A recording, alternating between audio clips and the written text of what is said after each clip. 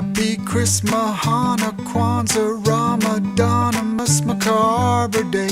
If you don't celebrate it, I'm gonna wish it to you anyway. And I know we're all just trying to do our thing, to celebrate, and it's all great. So happy Christmas, Hanukkah, Kwanzaa, Ramadan, Musmaka, Arbor Day. We celebrate for myriad of reasons, reverence and kinship, all over the seasons, meeting, keeping faith, whatever we believe in. Every precious moment, so imbued with meaning. Coquito and parandas, merriment and joy, from elders in each family to every girl and boy. Festive attire to lift up every voice. Hoist up a glass of your beverage of choice. Whatever it is you celebrate, we've got something for you. Every apparatus from Kanara to Menorah, everything's a part of it, from fauna to the flora. Shindig, chilling in my holiday fedora, building on the happy times we're hoping to have more of. Rejoice with the feast, warm tidings how we greet you. We got a full spread, vegetarians can eat too. Sending happy gifts of love and fellowship to each of you. Shorties playing peekaboo, learning why they're teaching you to seek the youth for energy that's reaching through. Oh, happy Christmas, Hanukkah, Kwanzaa, Ramadan, Musmaka, Arbor Day. If you don't celebrate it, I'm gonna wish it to you anyway. And I know we're all just trying to do our thing, to celebrate, and it's all great. So happy Christmas, Hanukkah, Kwanzaa, Ramadan, Musmaka, Arbor Day.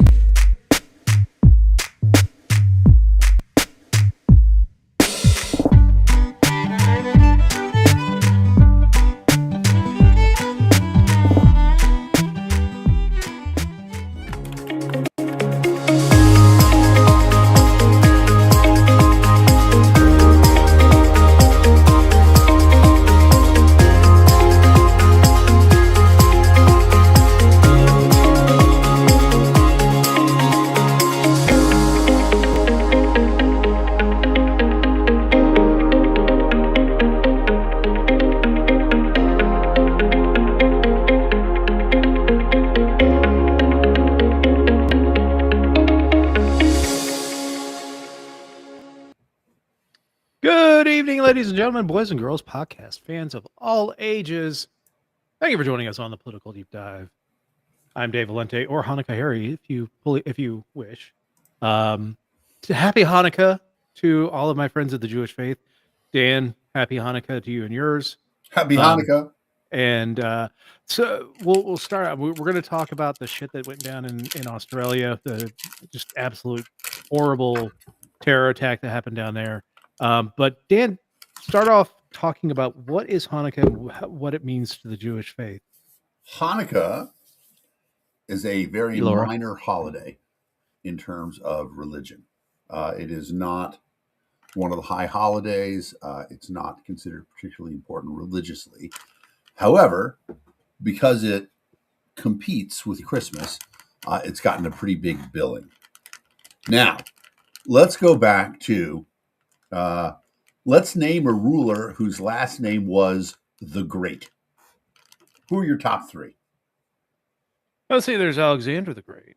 Yep. There's Peter the Great. Yep. And there is Dave the Great. David the Great. Obviously, David the Great is my favorite, but we're going to talk. We're going to talk about Alexander the Great. So when Alexander the Great dies, Hey, Craig. he has no heirs. Hey, Jeremy. Hey, Jeremy. So Alexander's empire is split into three different parts, ruled by different people. Like people have heard of Ptolemy. Ptolemy is actually Greek, and he takes over the Egyptian part of their empire. And a guy named Seleucus founds the Seleucid Empire, which includes most of the Middle East. One of his descendants, Antiochus, decides that the Jews are trouble. And so he institutes, this is around... Hey, Dan. Yeah. Where does Biggest Dickus fit into all of this? Biggest Dickus is right in this part. Well, actually, so this is 200 BC or 200 BCE. And Biggest Dickus is, of course, 0. Yeah. As you know, Jesus and Brian are born on the same day. That's right. And that is 0 BCE AD. So this is 200 years before that.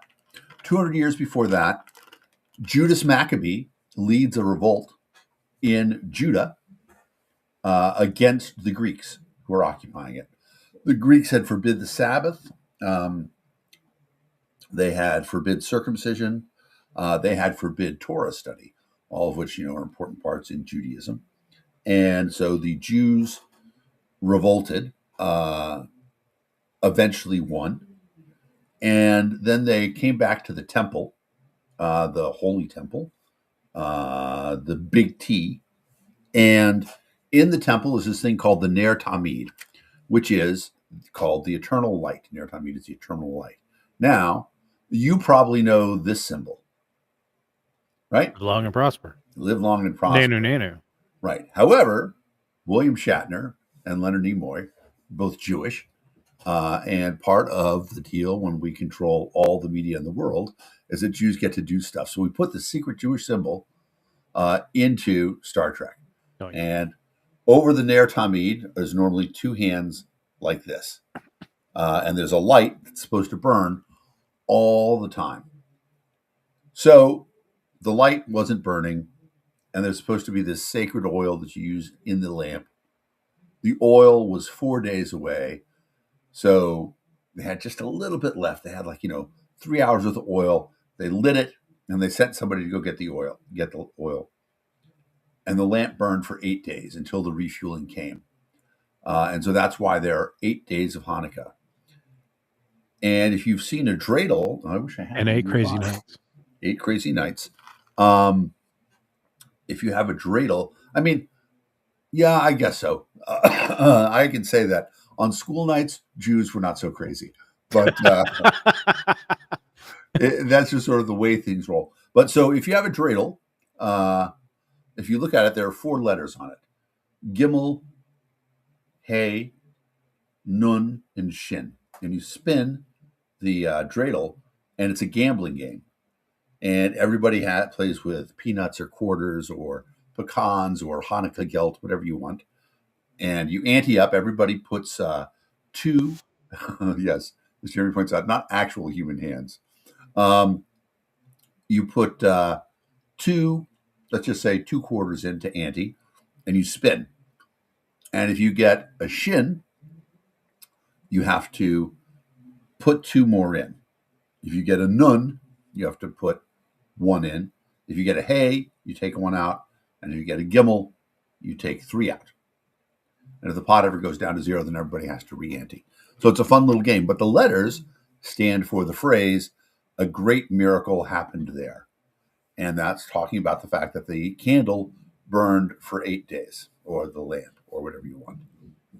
So that's the basic story of Hanukkah.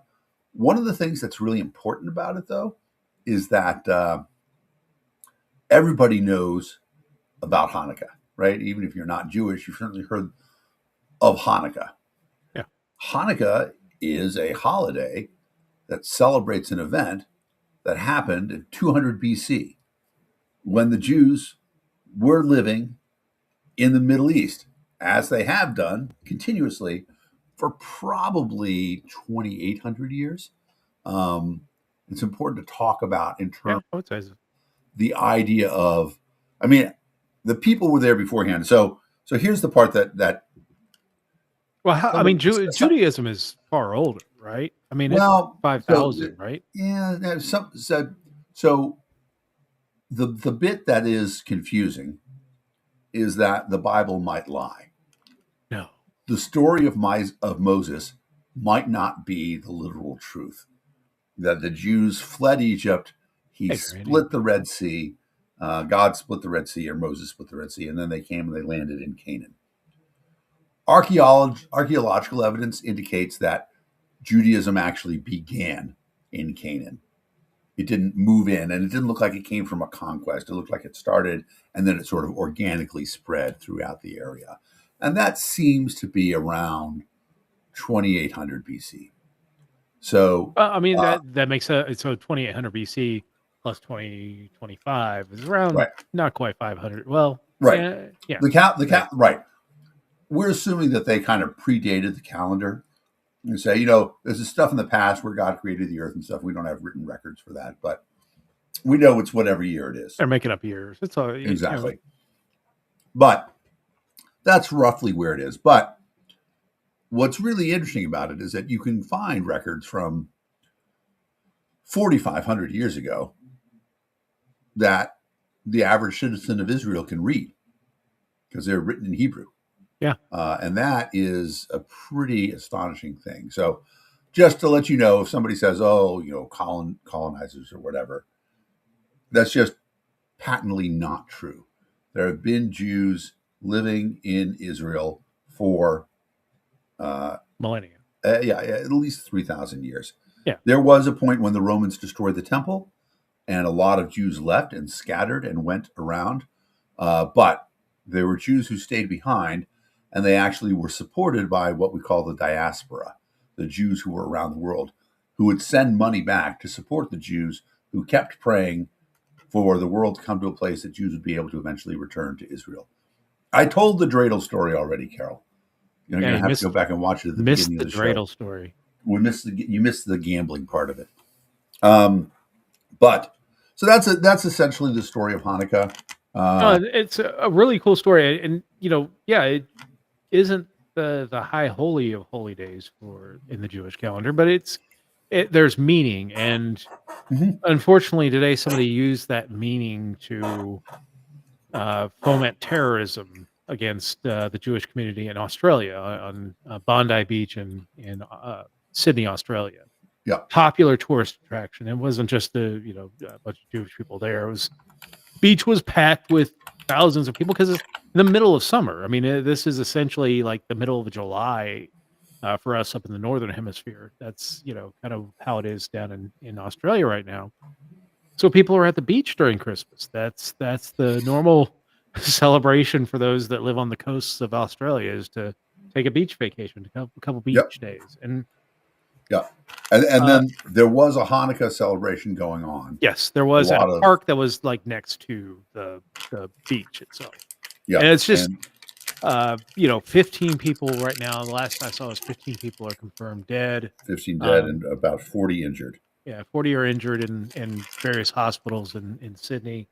Right. The two men that were doing the shooting were apparently a father and son that did it.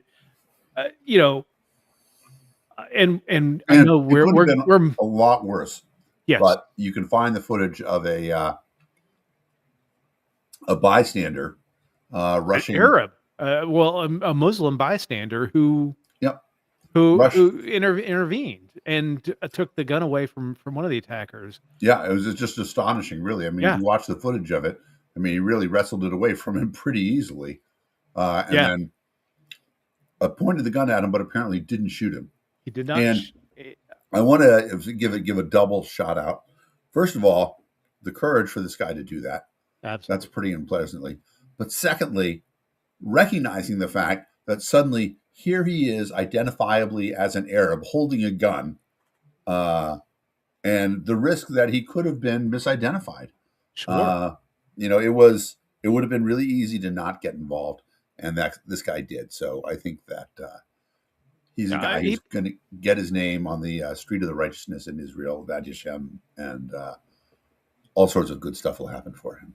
Yeah, I mean, it's sad. The violence continues, and I've seen a lot of people online, saying this is revenge for what's happened in Gaza, and all the other stuff. And I get that there's still anger over Gaza, and there are some tough things that happen in Gaza. And I think the problem that we have as a people is that we want to ascribe all of the bad things to a whole group of people. So, like today, I've seen a lot of people say, reading some of the news reports from Australia, you need to get all the Muslims out of Australia. We need to kick them out and send them back home. And we're seeing the same thing here in the United States, where we want to get rid of the Muslims and send them back home, even though a lot of them have been home. Australia or the United States has been home for generations.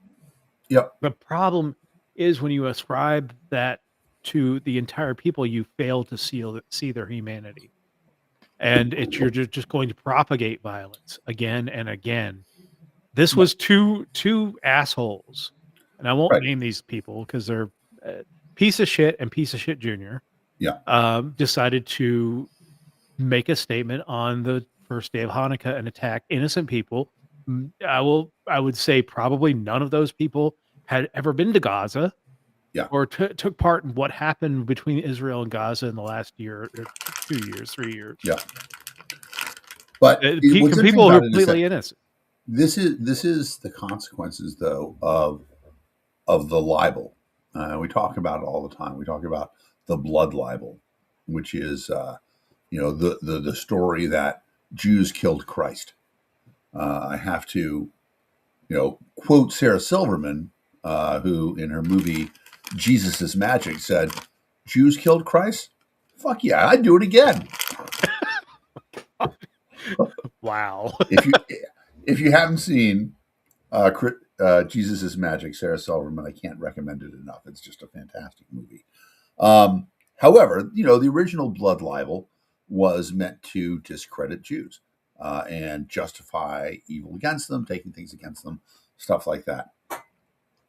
The blood libel has lost its sting, mainly because a lot of people don't believe it, or they don't really care. They're not sure who Jesus is, and it doesn't have the same impact in the world.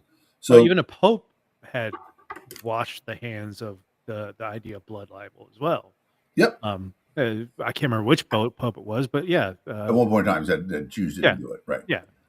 So now there are other libels that people use.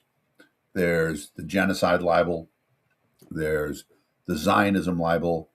All of these, there's the colonizer libel. All of these things that people continue to spread. I made a post on Facebook, and I knew, I wondered who would be the first person to say, this is, Israeli propaganda, or it's a false flag, Israel arranged the shooting, or something like that, because I knew that would happen. And, not shockingly, Brandon Finney was the first guy. I mean, a guy who I came out and held a sign for him when he was running for office. And yet here he is, saying, oh, this is Israeli propaganda. That's how strong the libel is. And it's an interesting thing. So here's a story that people probably don't know, or maybe they know. Abraham is considered the first Jew. And I'm going to let you in on some of the darker Jewish secrets here.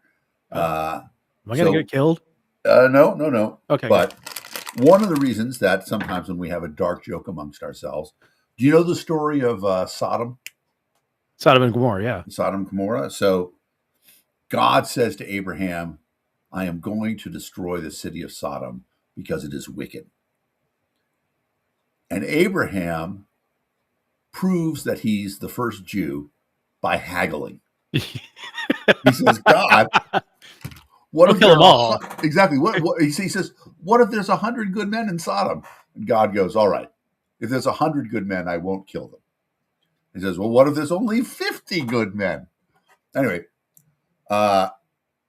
Abraham is able to haggle God down to 10. There's only 10 people. And then this part is completely true. You can read your Old Testament if you're not familiar with it. 2 angels go into Sodom, where Abraham's brother Lot lives. And Lot says, welcome, strangers, come into my house. I want you to feel comfortable in my town of Sodom. The neighbors come in, and the strangers / angels come in. The neighbors see them, and they're like, well, who are these guys? And go to your Old Testament.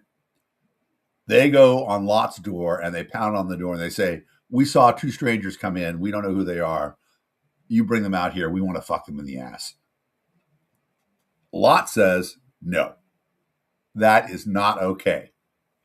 No, without consent. I have 2 virgin daughters that I will give to you instead, and you can have your way with them instead of, and they're like, no, we want the guys. We want those guys who came in. And then the angels come up and they use their power and they silence the crowd and they lead Lot and his family out. And as everybody knows, famously, they say, don't look back, we're walking away. Lot's wife looks back and gets turned into a pillar of salt.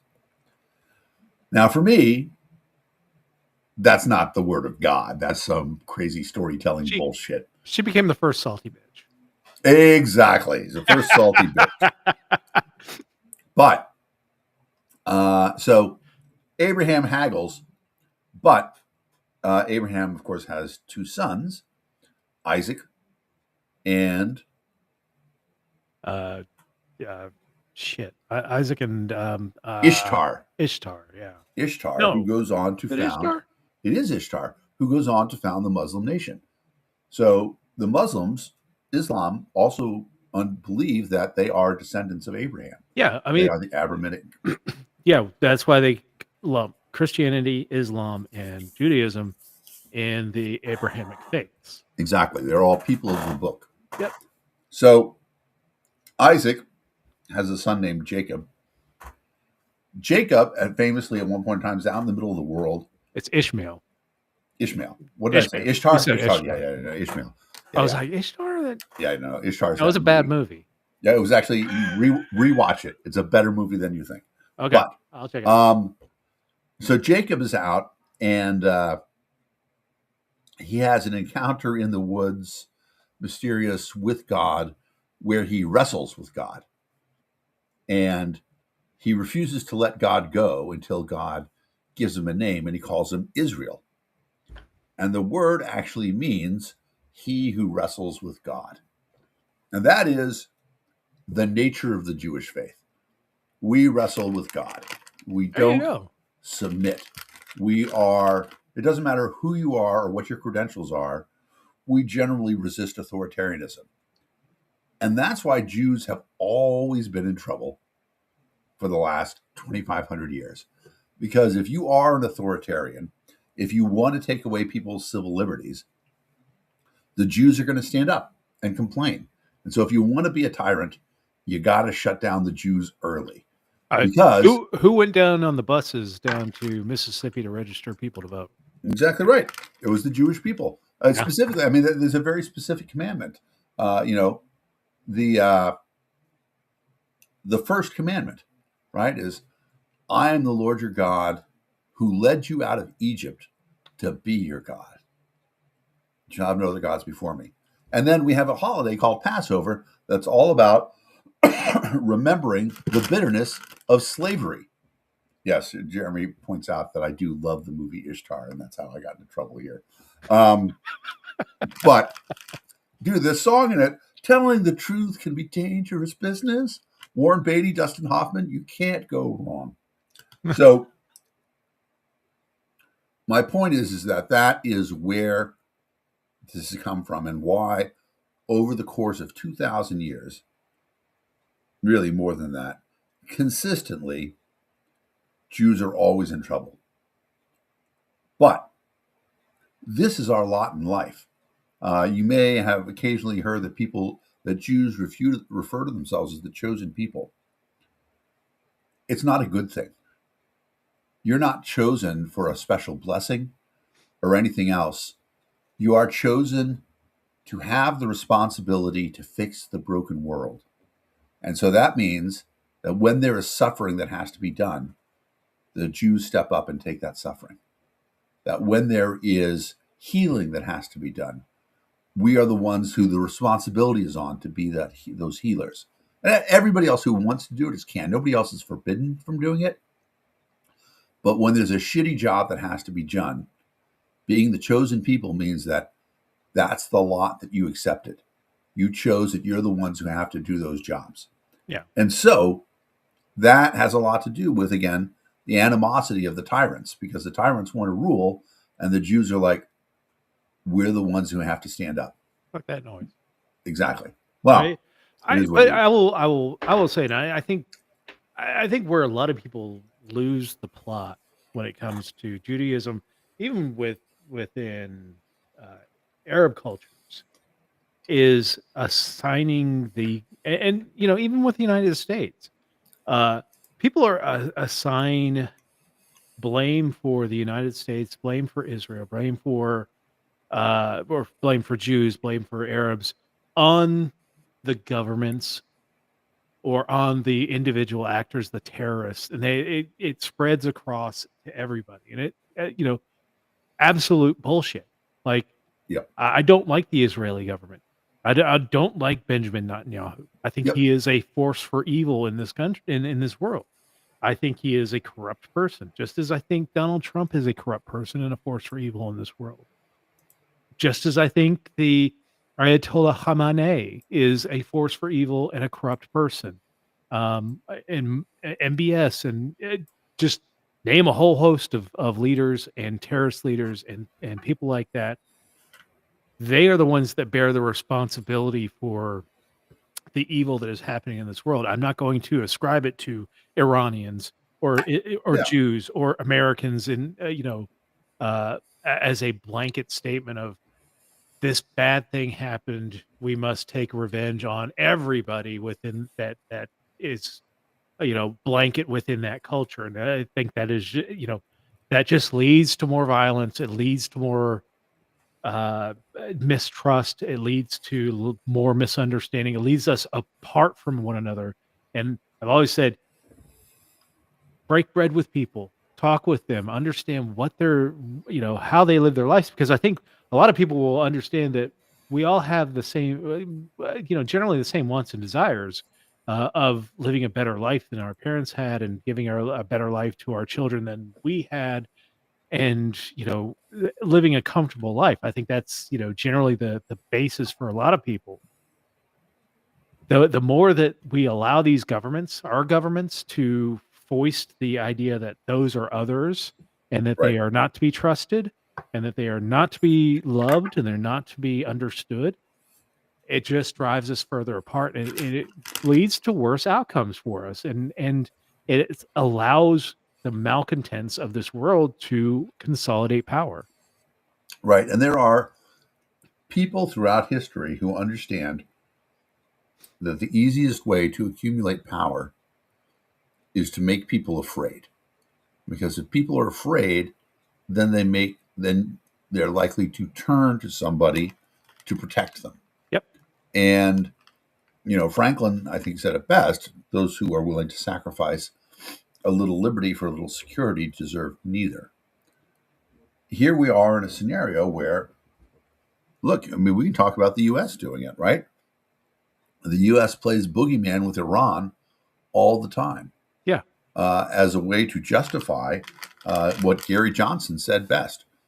Gary Johnson in 2016 on the campaign trail said, "We are kept in a state of perpetual war and unending debt in order to justify a consistent assault upon our liberties." Yep. And that's where it is. It is. The U.S. is always at war. And just think of what's happened in the last few years when it comes to, I mean, the two Trump presidencies where where we're made to fear other people irrationally, especially immigrants, especially Muslims, and especially people who come from non-traditional white bread backgrounds. Yeah. We're made to fear them. When it came to the Black Lives Matter stuff that happened, fearing, oh, they're all communists, and then all that money, all that money's going to the socialists, and it's like, no, they're trying to march for their fucking lives at this point. Well, and I mean, you see the shit that's going on, right? I mean, there's the talk now that Trump is going to change the schedule on cannabis to level 3. Okay, he's doing that to make people afraid of another sect of society. That, oh, there are these druggies out here, blah blah blah blah blah. Now, in reality, I suspect that what's going to happen is that he's just turning the screws on the cannabis industry because he wants a cut of it. Of course. But everything with the Trump administration is transactional. Yep. And so then the question becomes, what do we do with these people who are so interested in power that they're willing to turn us against each other. And the only thing you can do is look to, I hate to use this phrase, but our better angels, right? The people who Blessed are the advocate. peacemakers. Yeah, blessed are the peacemakers, exactly. The Ecclesiastes.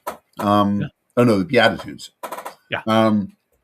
That is a critical element that we've walked away from. I wrote something else earlier today where I was talking about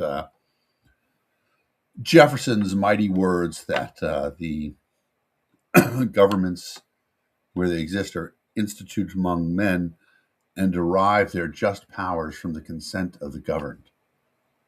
And then afterwards I said, I think they derive their unjust powers from the apathy of the electorate. The number of people who say they don't care. Oh, I'm not interested in politics. I'm willing to sit by the side. I don't care about all of these issues that are happening that actually are ruining everybody's lives, but I'm not going to get into it. And that is the saddest part of this, is that the apathy does show through all the time. Oh, yeah. And the hate, the legitimate hate. When we talk about, let's talk about a thing that I think is widely misunderstood. But I think it's safe to say, and I don't want to speak for you, but I'll speak for myself. I was not a big Charlie Kirk fan. I felt like he was divisive. He said things that just weren't true about gay people. He talked about using the power of government in an authoritative and, in my opinion, evil way. But I didn't celebrate his death. No. I wasn't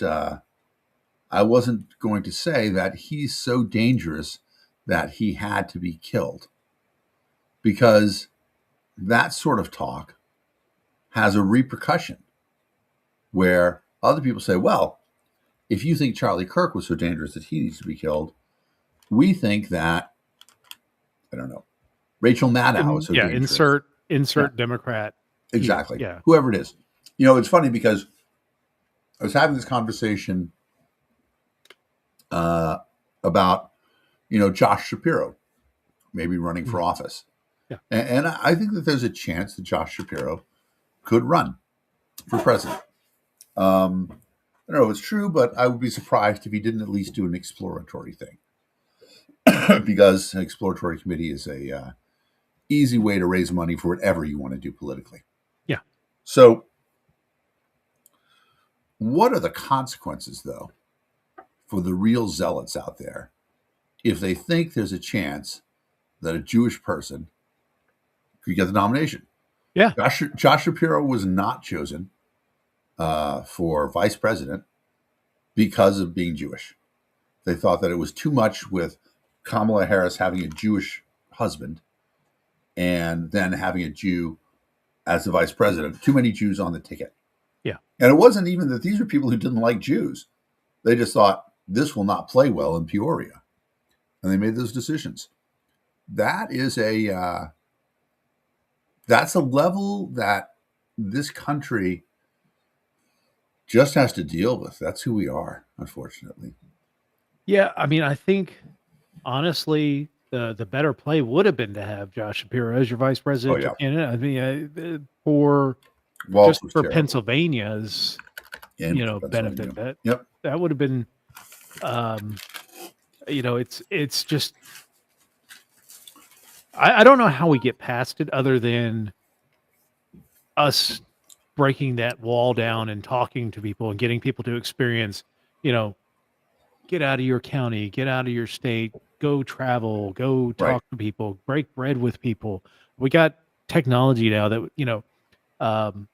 2020 showed us that we can connect with anybody around the world at any time we want to. Use that. Don't just sit there and I've never left the borders of my county because nothing in the big city for me. Right. You know, that's you're the person that they're marketing to when they say, you know, all these people who are here illegally are lawbreakers and they're murderers and rapists and they all should be tackled and sent out of the country because you don't know any better. You Right. don't you've never experienced you've never the closest you ever gotten to culture is maybe sitting down at a Chili's. You you Yeah. know? Like, Yeah. just experience this world. Just, you know, open your mind just a little bit. Yeah. And that is where we are, because we allow ourselves, a lot of people allow themselves to be ignorant. Yeah. And there is, without a doubt, a concerted effort from people who, we talk about this all the time, woke and anti-wokeism. Okay. The reality of it is that the opposite of woke is asleep. There are lots of people who want you Like Donald to Trump at not, cabinet meetings. yeah, who exactly like Donald Trump in a cabinet meeting.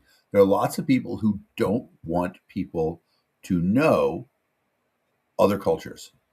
They don't want people to know other people who live different lives from them. Yeah. Because if you do have that knowledge, if you are woke to that issue, and I'll tell you, for me, woke was a conservative complaint about Democrats saying we're trying to wake you up to the evil of the Federal Reserve, we're trying to wake you up to, the problem with the war on drugs, all these things that you as Democrats support.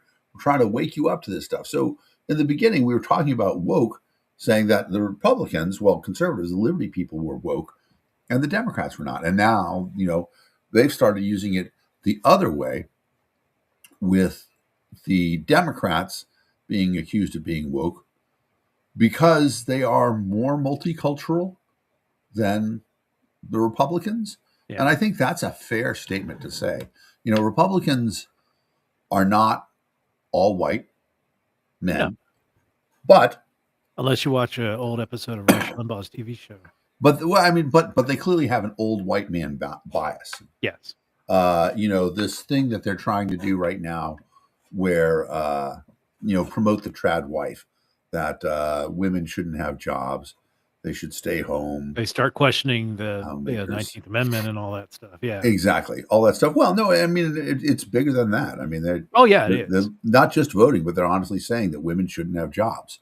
Exactly. Yeah. That kind of bullshit is part of sort of appealing to this unified mass of men who are threatened by not being the primary breadwinner, by not having to insist that women depend upon them. Well, I've posted several times. I make fun of white supremacists, and one of the things I post a lot is the idea that why are all white supremacists the least supreme whites? And it's it's a simple matter in that if you're a bottom of the rung white person, Yeah. you've been told that you're special, you got privilege and all this stuff, and you don't feel privileged. But if you aren't a white supremacist, if the whites aren't the most supreme race, and you are the bottom of the rung, you have to acknowledge that there are races and people that are above you. Right. And they can't do that. They can't let that identity go. But it goes with almost everything where people express fear over rationality. And it goes with this idea that there is such a thing as race. And race is purely a social construct. Absolutely. There is no, if I take a vial of blood and give it to somebody, they can't tell me what race that person is. Nope. There are some things that they might look at and say, oh, there are more tendencies among this race. If I examine a vial of blood and I find that you have sickle cell anemia in there, the person's more likely to be African, but they could be Mediterranean, they could be Jewish. There are other things. There's a disease called Tay-Sachs that shows up genetically, and that's more prevalent among Jews than other people, but it's not only there. You go to 23andMe. They'll say, well, your background looks like these other people that identify as this, but it doesn't mean you are those people. It just means that you look like those people that you identify as. And where we can win when we fight against the small-minded bigots who are becoming more and more dangerous, how we can win and where we can win is by saying that we really truly embrace people, that we know there are no races. We know that, and we can make an argument about gender and social choices that people make in their lives, and compulsions, but the fundamental truth is that we don't know what causes people's behavior.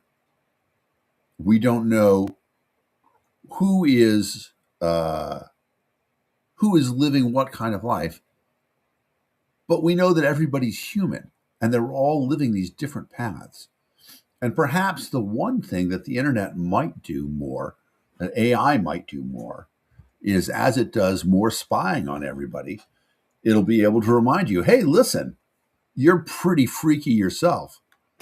That shit you do where you wipe your ass first with one hand and then the other, I've been watching you do it on the secret cameras in the commode, and that's some weird ass shit. Well, Go ahead.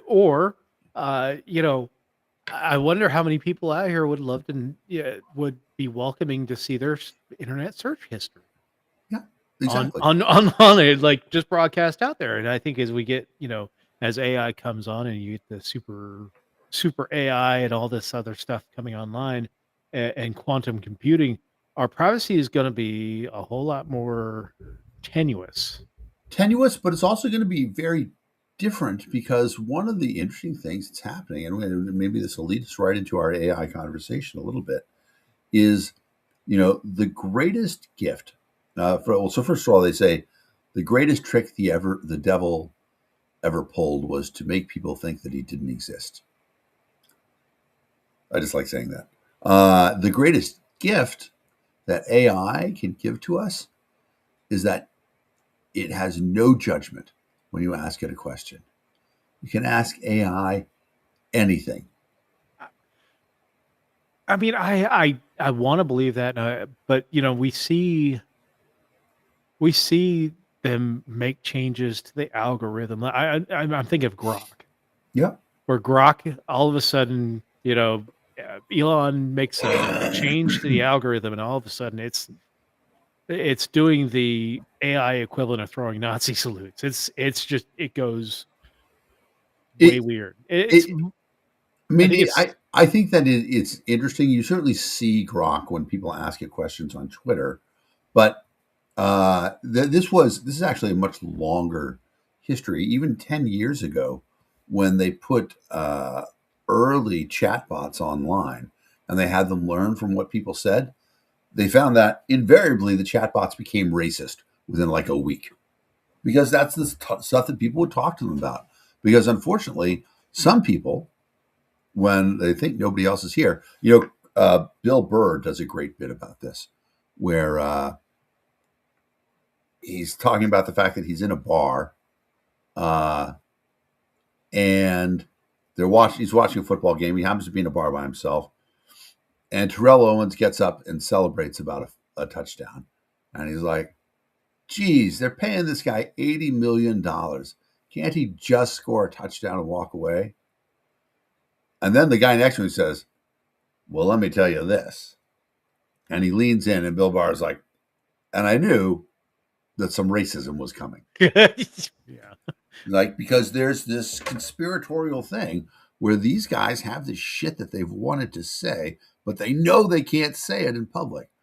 But if you give them an opportunity where they think, oh, I can say this out loud, then they say that really stupid shit. I'm not going to ruin the rest of Bill's routine, but it's pretty amazing. No, I mean it makes sense. I mean, like, we've all had that person. You're discussing something, and they're like, kind of lean in, and you're like, well, that's just how they are, Well, and you're like, really? they, I think about I don't know, Dave, if you're old enough to have had this experience, but when I was a kid, there were black jokes told around me. Oh God, yeah, gay jokes. Yep. I Yep. mean, yeah, gay jokes are still fun. No, I'm just kidding. But there is, and now the funny thing about it is that there are jokes about collectives yeah, that, Polish jokes when we were kids. Like yeah, Jesus Christ, man, well, yes, blonde jokes. Oh yeah, exactly. blonde jokes. Yeah, exactly. Perfect. All these examples of things. And the thing is that I really do think that there are a lot of those jokes that cultures embrace about themselves, and those are very funny. But they get to tell those jokes. Yeah. Other people don't. If you've It's just seen like the N word. exactly. I don't care Yep. how accepted you are in the community, as you Yep. pointed out. Yep. You don't get to say the hard R, bro. I'm sorry. Chris, And that's why I start calling the Republicans the hard R's, because they either say the the hard R R word, Republican. I'm the either hard they R say the R Republican. word or they say the hard R. Yeah. I mean, I love saying it. He's a hard R Republican. Yeah. There is Chris Rock has a great thing about it. He says, I say never, say never. He's like, here's the thing. If it's 12:30 in the morning, Christmas Day, and you've been waiting to buy a TV, and you finally get it, and some guy comes by and steals that TV from you and hits you over the head, I'm giving you permission to use that word. It's like, then he goes through the rest of the thing. He's like, but if I catch you, I'm going to check everything. 12:45. All right, you're still in the 30-minute window. It is Christmas Day. Oh, geez. Have you lost TV? Well, I hope they catch that guy. But that thing about it, that's exactly it, is that we have this sort of protection within a culture of their community that we like to laugh at each other. We like to laugh at ourselves. Oh, yeah. And that sort of thing is fine. But the problem is that the stuff that the people who are the real hate mongers in the world, they don't mean it as a joke. No, not at all. No, they mean it. Seriously. Yeah. Laura's actually putting up a good one, because I've dealt with this as well. Fat jokes. Yep. And people going from, not just fat jokes, but, whenever I walked into a room, there was a guy that I used to work with that called me big guy all the time. Hey, big guy. What's up, big guy? I was like, Yep. Come on, man. Yeah, no, I mean, it's completely true. That sort of collectivism, that sort of dehumanization. Yeah. Of making somebody something other than what we all are. And, let me go to a controversial statement, right? Ayn Rand said, the smallest minority is the individual. Sure. She's right. That's the thing that can bring us back together if we realize that if you are an individual, you are a minority.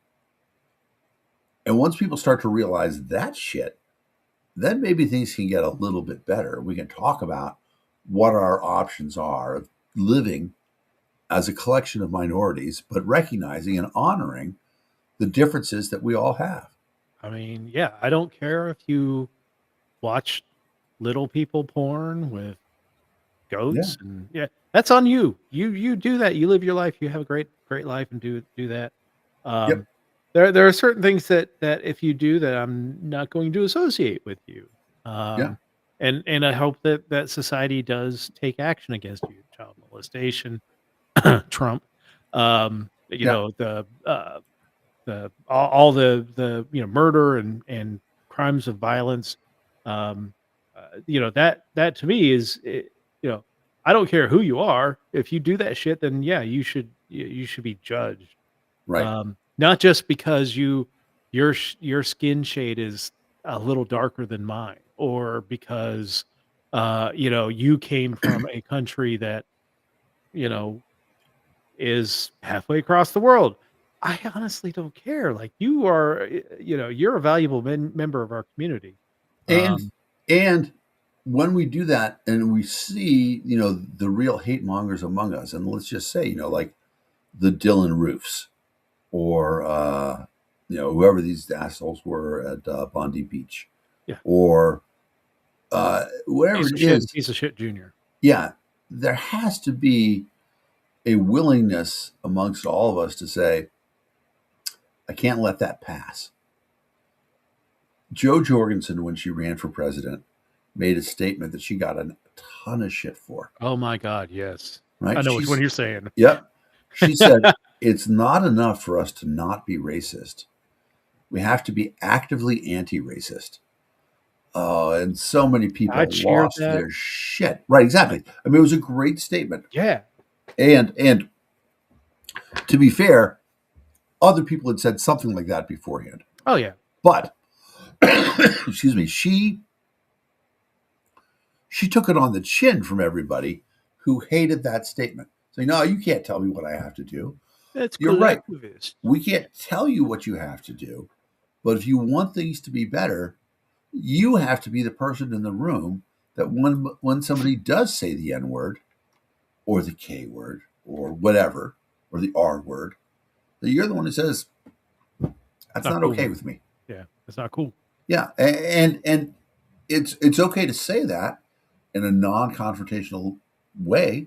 I can tell you, I remember very clearly in 1999 when I made the decision to not use the word gay as a pejorative. But prior to that, 1999, I was pretty old.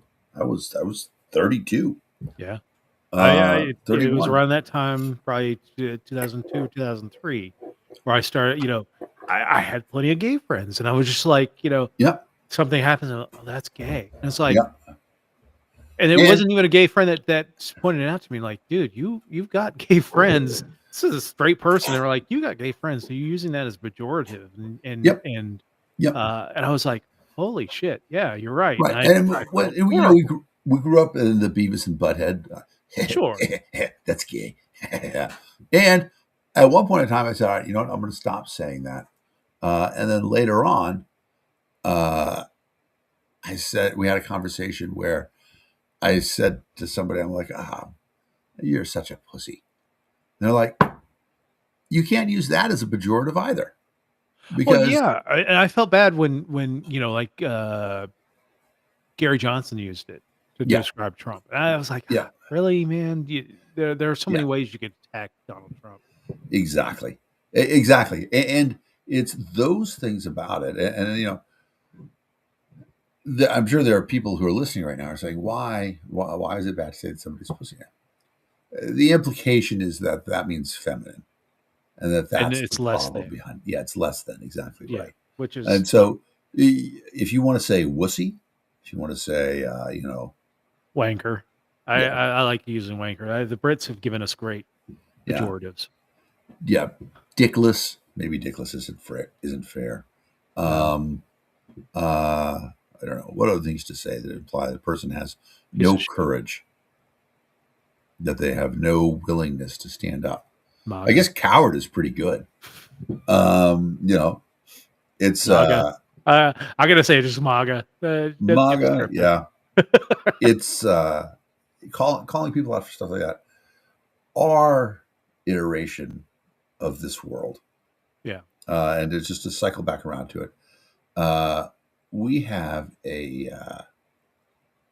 an issue that. And this is probably going to be the last thing I'm going to say about this. Every Jew knows that this day is coming. That's part of our shared history. And we talk about it. You talk about it as a kid. You talk about it as an adult.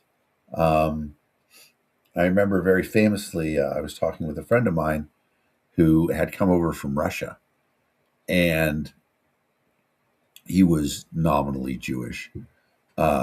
And I'm like, did you have a bar mitzvah? He's like, I did not have a bar mitzvah, but a kid in the United States had a bar mitzvah for me. We shared a bar mitzvah. And I'm like, that's interesting. I'm like, do you feel like you were Jewish? He's like, I didn't feel like I was Jewish, but that didn't matter.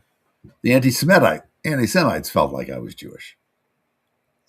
that's the thing, is that no matter where you are, you know that day is coming. Black people have this same conversation. In fact, the conversation is the right thing, because Black people talk about having the conversation with their children. Yeah. Where they It's say, what happens if you get pulled over. exactly. What happens if you get pulled over? What happens? How do you survive a confrontation with racists? Yeah. You want to get mad, you want to fight, but that's not the right thing to do. And I imagine there's other versions in other cultures that I don't know about, but the conversation,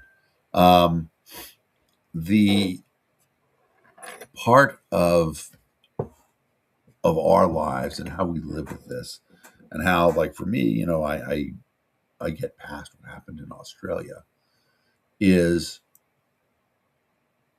I won't be silent. I won't be invisible.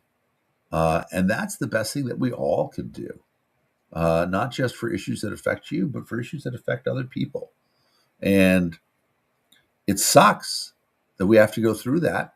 And it sucks that we have to live in a world that's so filled with hate and bullshit like that. But exactly, the only thing we can do to stop it is to live lives that are contrary to that. Yep, absolutely. You wanted to talk about AI and not just AI, N8N. N8N, baby. I watched a video on it today. Yeah. It looks really cool. If you were like really huge into tech, if you're kind of on the peripheries, it might be a little above your grade. So it is, but I think that I can explain it in a way that is going to be available to a lot of people. Now, if you haven't been using AI recently, it's so much better than the last time you used it. And it gets better every day. I use it for so much work, for so many conversations that I'm having. You probably use AI a lot more than you think. If you do a Google search now, yeah, it's all like the AI just pours out, and then you start seeing links. It's all AI now. It's crazy. Yeah, and we're going to talk about this in terms of the consequences, the power that's involved in it, and the impact that's happening in the United States as well. But so N8N is a protocol, a program for automating things. It's a way of sort of chaining things together and saying, okay, if this thing happens, then do this task. And if this thing happens, then do this task. And there is a branch of AI out there now called agentic AI, where essentially AI, they operate as agents and they can do things. So one of the things that you can do, everybody, if you've ever used Slack, raise your hand. Look at that. Everybody raised their hand. Everybody used Slack at one point in time. One of the amazing things about Slack and agentic AI is that you can have a bunch of agents all connected to a Slack, and they can talk back and forth to each other. So, yeah, thank you for putting that in there. It's pricey. I mean, if as an individual user, you can get $20 a month, so that's $240 a year. Yeah. No, that part is expensive, and I wouldn't recommend anybody spend any money on it yet. But I want to talk about what I have started doing with it. So I put a digital camera, that dwarf, in my pantry and in my refrigerator. And I have an AI agent taking a picture whenever the door opens and then doing a quick inventory. And if I'm low on certain things, it executes an order against Amazon, and those things get delivered to my house. Wow. Now, here's the thing. That sounds complicated, but it wasn't, because I used AI to set up AI. And I have an N8 server, N8N server. I say Nathan. I have a Nathan. Some people say Nathan. I have a Nathan server running in my basement now. I configured one in AWS, but it was $25 a month. And I'm like, that's ridiculous. But if you have an old computer lying around in your house, if you have a couple old computers lying around your house, I would recommend setting up your own little subnet anyway, just to see what it is and what it does. Make a media computer that you put all your old digital movies on, and then you can play that from wherever you're watching on your laptop or whatever, and have an accumulation of movies. That's a cool thing to do, or music or whatever.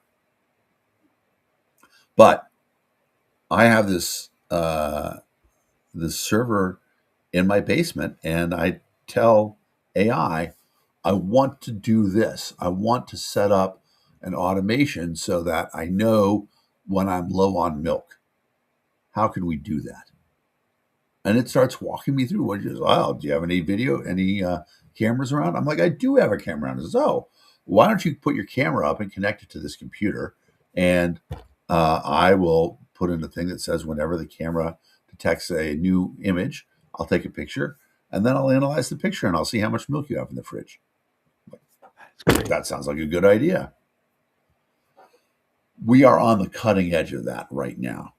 I mean, I had to wrestle with it a little bit, but in 6 months, it's going to be plain text. You tell it what to do, and it's going to do it. And there's going to be this huge divide between the people who are willing to do that and the people who keep saying AI is not going anywhere. It's not there yet, blah, blah, blah. And it's going to be an enormous separation. So we have the saying now, I'm in an engineers group, where we say AI didn't take away the work. It identified who the workers are. So a lot of this busy work that people used to do, those jobs are going away because AI can do all that shit. But the people who are recognizing what AI can do, their workload is exploding because there's so much that you can do now and you're so much more effective. One of the things that I do in a startup is you have a person who's a release engineer. And what they do is they make sure that when the software is ready to go, that gets packaged up in a certain way and then pushed to the server so that everybody gets to use it. I have 3 agents now. One who helps me write code. When I say help me write code, writes 80% of the software that I'm writing. And that's on the back end. One who writes almost all of the code on the front end. And now I have a third guy who is my virtual release manager. And what that agent does is every time I check some code in, he makes a new build from it right away. And he makes all the builds. And then we have a testing suite, and he runs the testing suite against the new software that we just checked in and built. And then he gives me a report, even if I don't ask for it. He says, hey, Dan, that software that you checked in, there's a bug in it. It used to be that I could change my address, and now I can't change my address in the software anymore. Wow. Huge. Yeah, I mean, because that's a lot of the work that I do is, really on the testing and deployment side and all that stuff. Like Yep. this weekend, I tested changes to, there was a massive increase in the pension for Medal of Honor winners and their surviving spouses. Went from $1,760 a month to $5,780 a month. Wow, that's amazing. And we had just done the annual cost of living adjustment, so we had to just change this one rate. But still, we're racing against time because you have to do it by the middle part of the month, Yep. because our pay file gets sent to the banks after about the 15th, 16th, 17th of the month. Yep. So we had to do it this weekend. We had to scramble code in there, and I had to do the release and validation of testing. What do you use for a testing platform? I mean, our testing platform is either we've got several lower environments that mirror our production environment. And then you just manually test against them? Manually test against them. Are they web-based? They are web-based apps, yeah. So you should try this tomorrow. I can't because it's on government computers and I mean, security you have to get it vetted before you can. Yeah. So you get it vetted, but I mean, I think you can pioneer this because my wife works in fintech, similar rules. Yeah. But everybody's all over this stuff right now. And so if it's a web-based, right? If it's a web-based interface, there's two really good platforms out there, Selenium and Playwright, both of which essentially you say, go to this web page and make sure that it does all of this stuff. Yeah. That's awesome. AI just owns that space. I'll point to the last bit of the web address. Okay. It's a Ukrainian site. As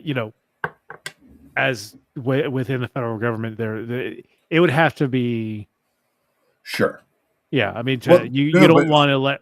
I'm not talking about using Dayton. I'm talking about just using what is your IDE? VS Code? I'm sorry, what? Visual Studio? Your where do you write code? Where do you write software? I'm not really on that side. Okay. I'd have to ask Bob. So the let me see if I can just pull this up. I think I've been I've watched it before. I just haven't been on the code side. Yeah. So I'm just going to share this briefly, and then we probably should get to the quiz. But Laura, I've seen Laura's quote there. I think pansy is a good thing. Flowers aren't going to be upset when you call somebody a pansy. Yeah, I mean, it is what it is. So if you want to go spicy, call it pussy willow. Pussy willow, I guess, is not bad. So this is an interesting thing. This is my coding environment. There we go. Yeah, and it's really small, but one of the things I do over here is that I have a couple of important files. So I have this file called Start AI, and it says ensure that the specify is installed. That's a project management software that I use. Review progress ID and the spec files. Tell me what I should be working on next. Continuously update as if you were a secretary recording all the decisions that we implement. Make sure that we always honor our Constitution.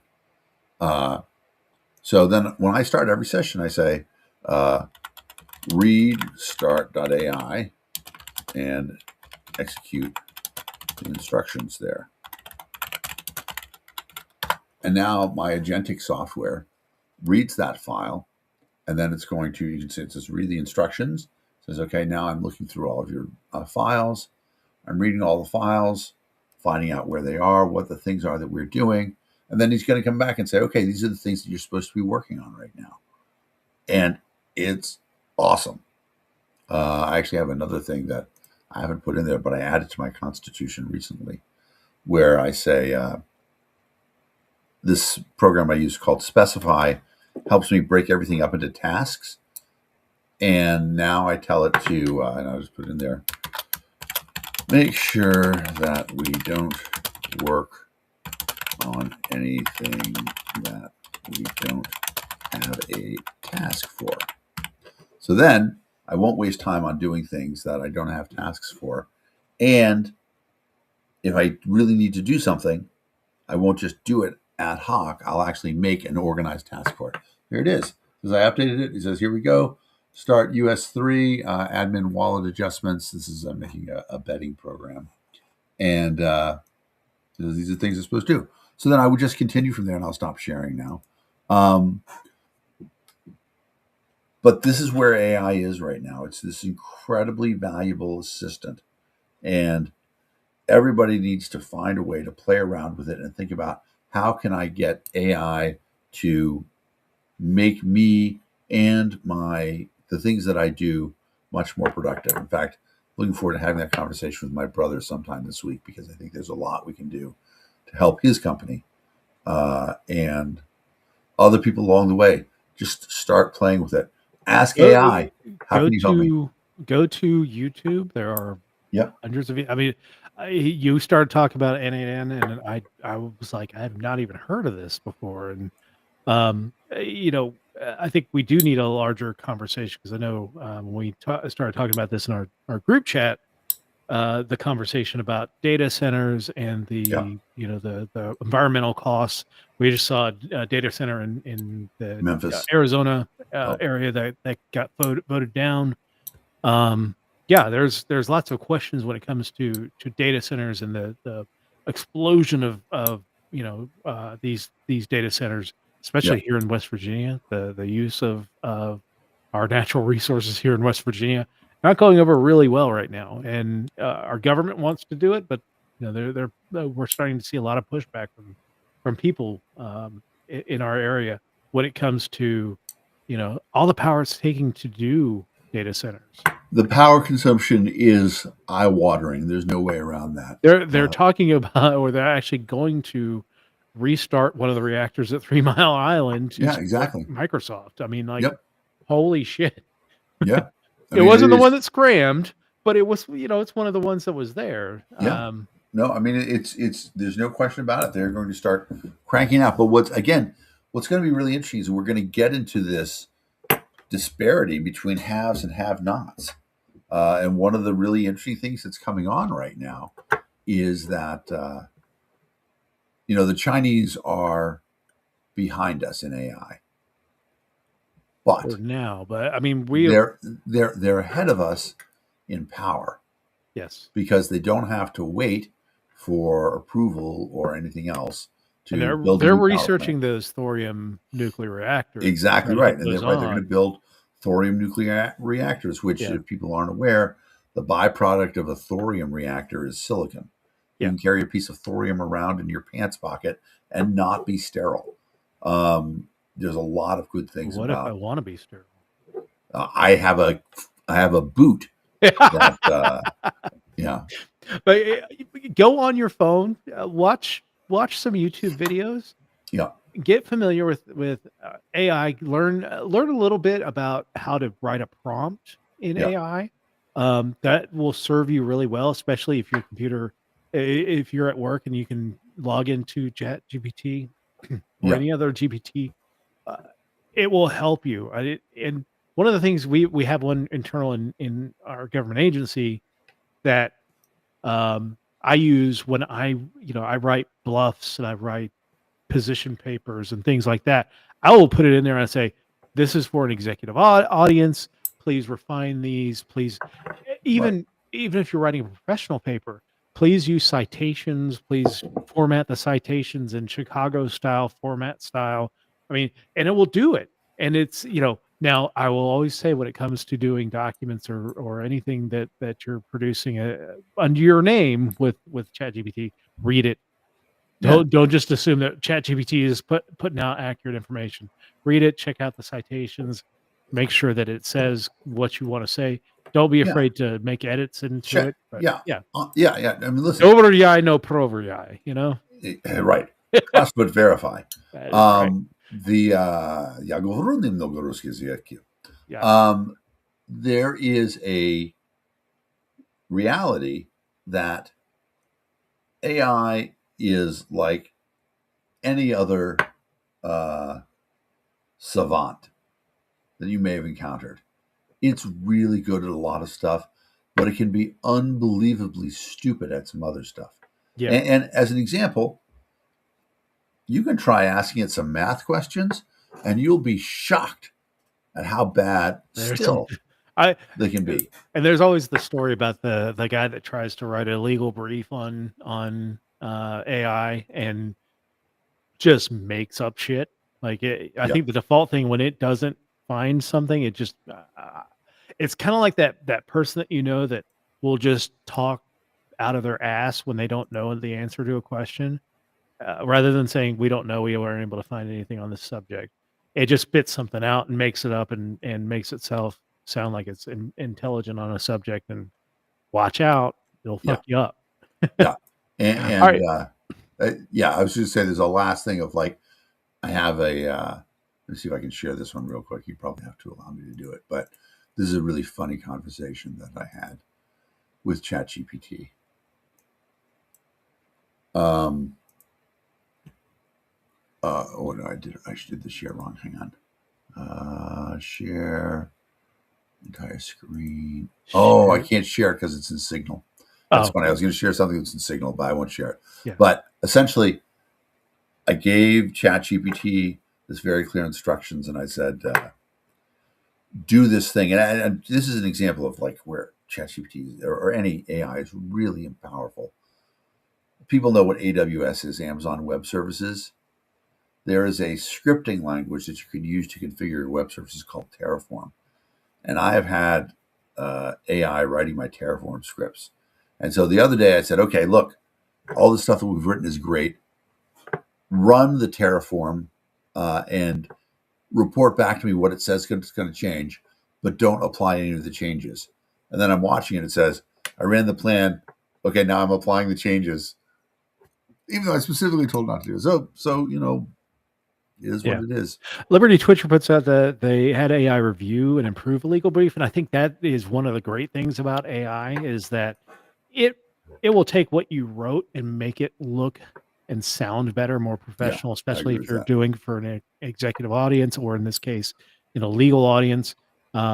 Using the $200 a month pro deep research, I can't. I'm not doing that. I can't justify that one just yet. I'm not. No, I'm not. but making I am doing the $20 a month. I do $20 a month for it. Yeah.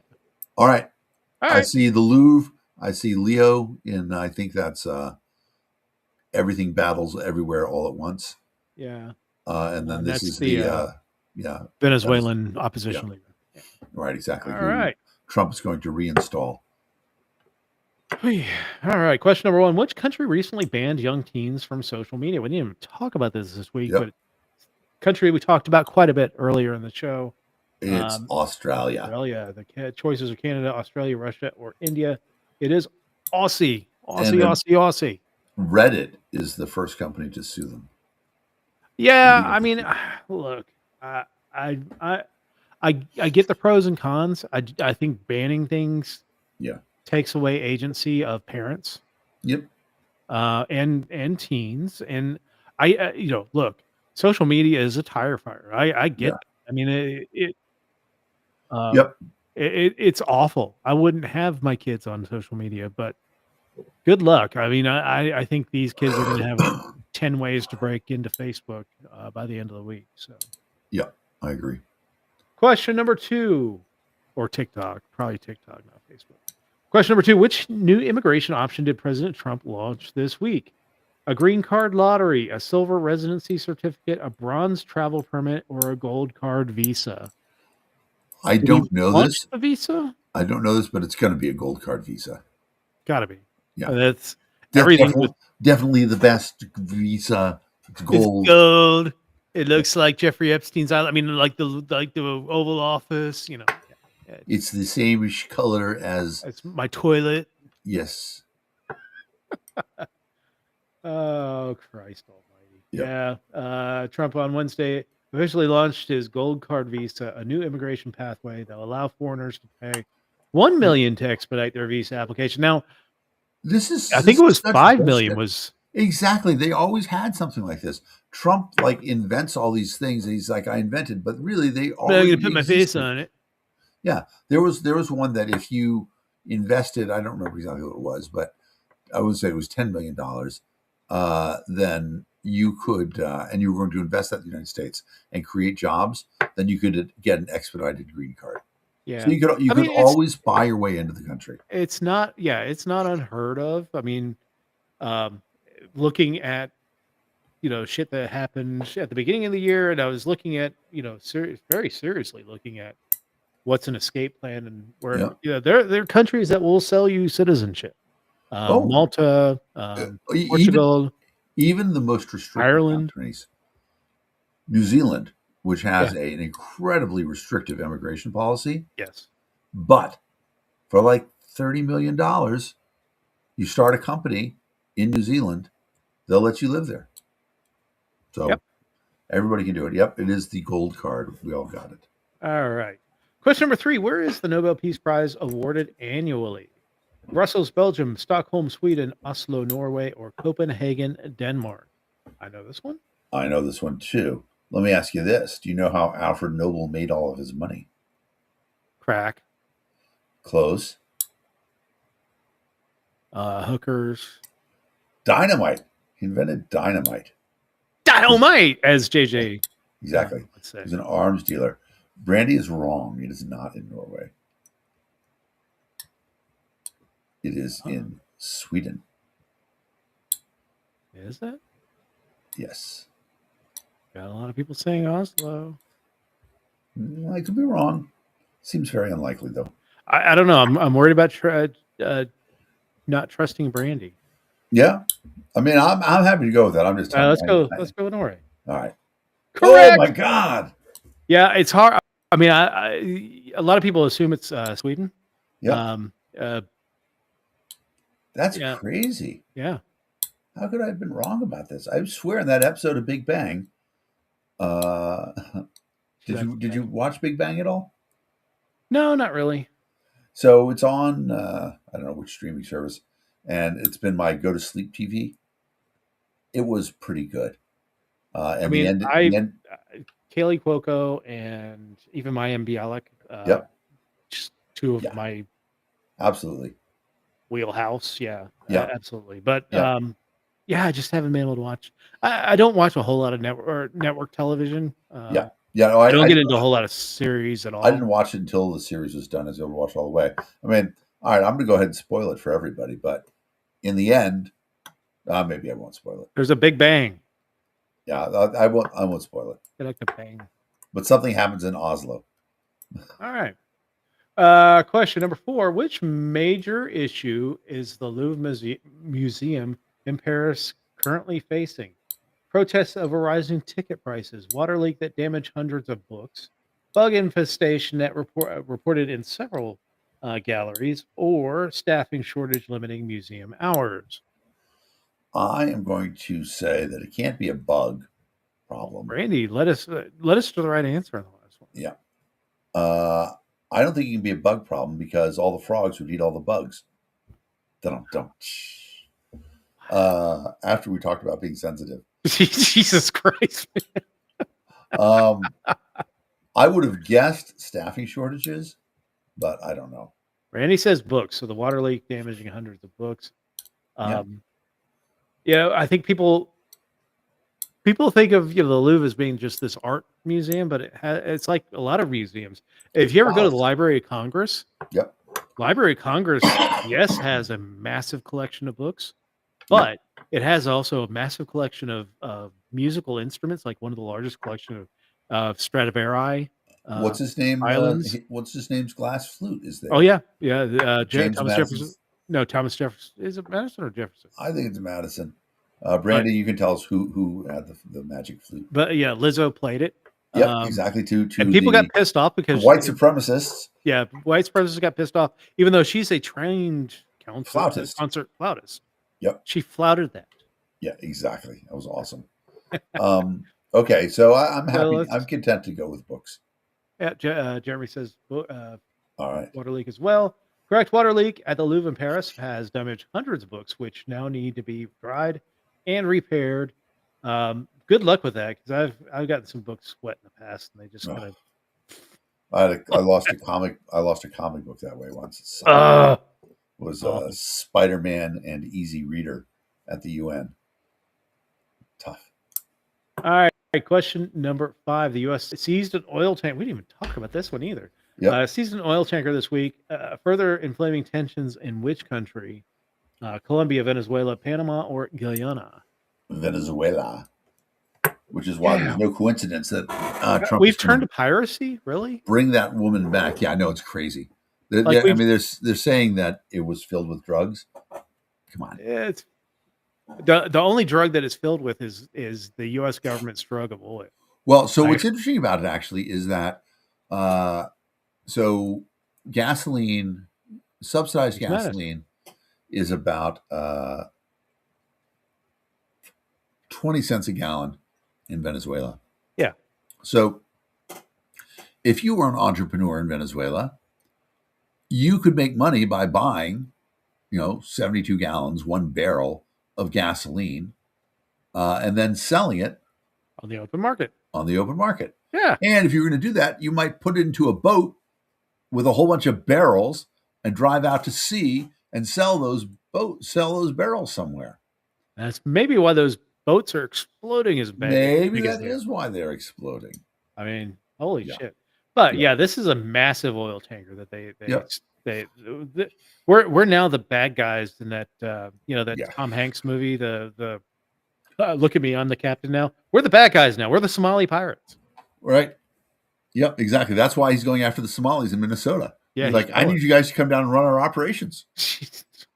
Oh, Did you see the report that ICE agents are more likely to have arrest records than the people that they're detaining? I did not, but I'm not surprised. I am not surprised at all. No, I mean, you think about the Headley Lamar, right? When he was going to harass the people at Rock Ridge. One of the things that he did was he said, open up the jails and get all the people out.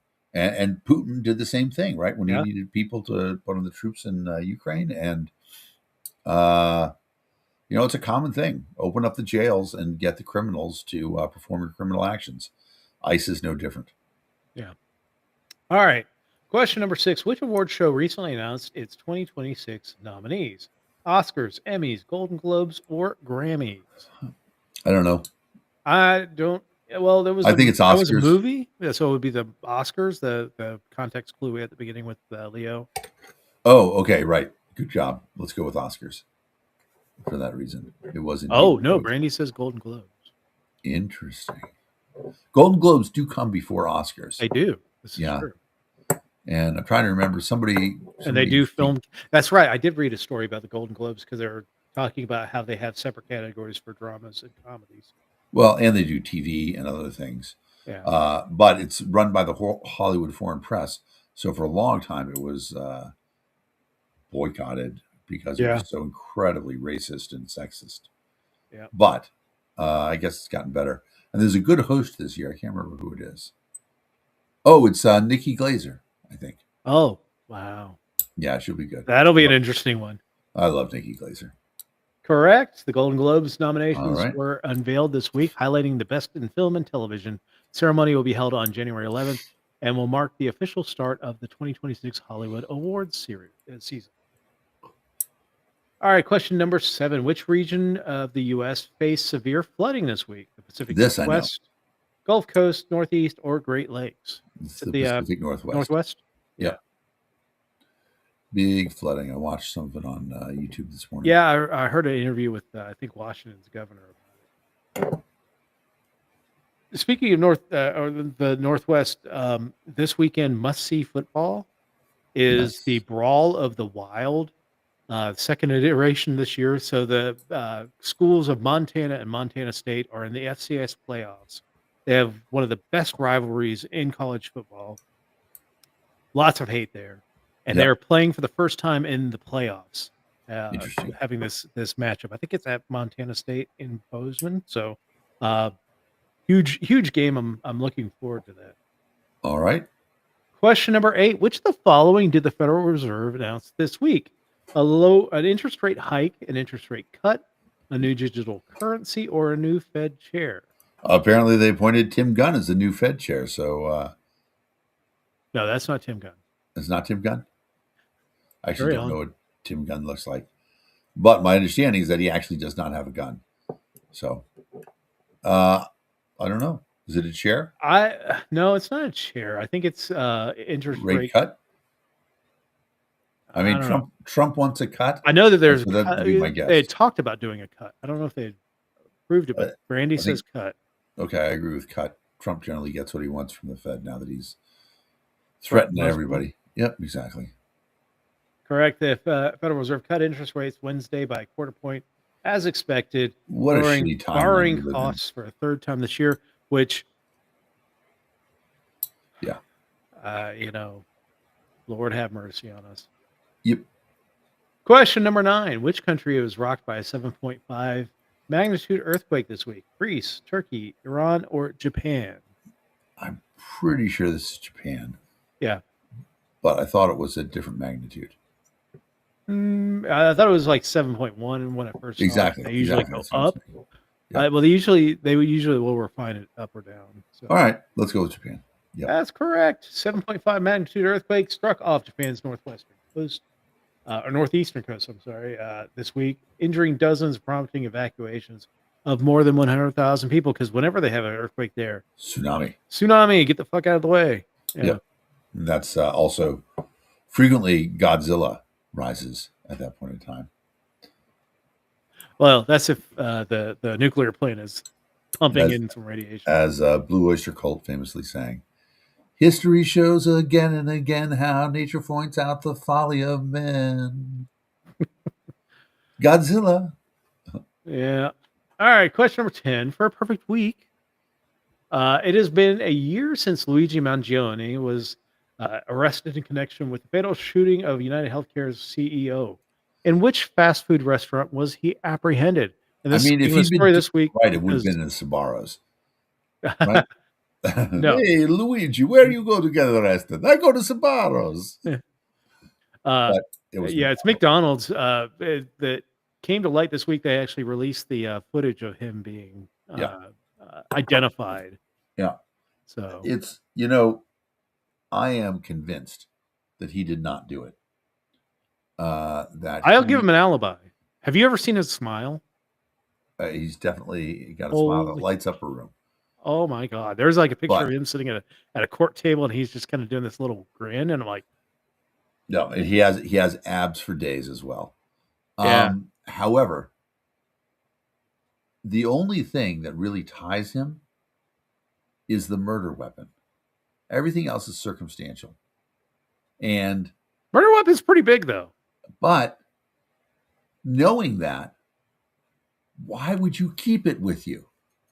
No shit. He could have tossed that Exactly. anywhere between here and So I'm it's telling hard. you that It's what hard to- happened, what's going to happen, what's going to come out is that he's going to say, I was paid by somebody. I was told to be here, here, here, and here at this point in time. And then they gave me this bag and it had the gun in it. I didn't know what was going on. I just was told to hang on to it and that I would get this money out of it. Yeah. And then what's going to happen is that he's going to have an airtight alibi. Part of where they told me to be was standing on the top of the Empire State Building at 5:47 in the morning, which is when the guy was shot. And then I came down and I rented a bike and I rode to the place where they have the video of me riding the bike. And I got the coffee, the place where they have the video of me riding the coffee, all that stuff. Oh my god, Brandy who works in law enforcement Yep. she talking about the arresting officer searched his backpack without a search warrant. Yes. Fruit of the poisonous tree. It's an interesting thing. I mean, yes, but there is a thing where you can say we would have gotten it eventually, and then they gave it to you. And Yeah, so I mean, the Supreme Court has kind of Yeah. whittled that away a little bit. Yeah. yeah. It would be nice. Yeah. Look, but I mean, honestly, they're depending on it because the actual murderer who used that gun, needs for Luigi to be accused with the gun, and the gun is the only thing that links him to it. Other than that, it's all very circumstantial. So we'll see. Yeah, but America's Sweetheart goes on trial sometime this next year, so we'll look forward to that. We'll see trial what and happens. Yeah. Yeah. Well, 10 out of 10 this week once again. Thank you, Brandy. Thank you, Laura. Thank you. Who else? No, thanks to me. I would Jeremy? have definitely gotten Sweden wrong. Yeah. But yeah, it's been an interesting week. We didn't talk about one of the things I wanted to talk about was that this week is the due date for the Epstein files release, the 19th. Yep. A month from the date the bill passed, and we saw some pictures come out. Steve Bannon with Jeffrey Epstein. Apparently there was a whole big documentary that Bannon was making to try and rehabilitate Jeffrey Epstein's image. None of that has ever come to light, and I don't know that we'll ever get to see it come to light unless Bannon faces some kind of legal sanction for his participation. But yeah, it's we'll see what happens this week. We saw just a few pictures come out. There's apparently 19,000 pictures that they're going through trying to redact and get the innocent people out of those pictures. But yeah, we've seen Steve Bannon, we've seen Bill Clinton, we've seen Donald Trump. I'm here for it. Let's take down all the bastards. Yep. I agree. Send them all to jail. That's right. All right, everybody. Thanks everybody for joining us, and we will talk to you all next week when we start doing our subscribe, share, yeah, all those good things. We got holiday stuff coming up, so Yeah. Think about End of the year. So next week we'll be doing our first half of the year dumpster fire and review. So all right. we'll All right. I'm look looking forward to forward seeing to you it.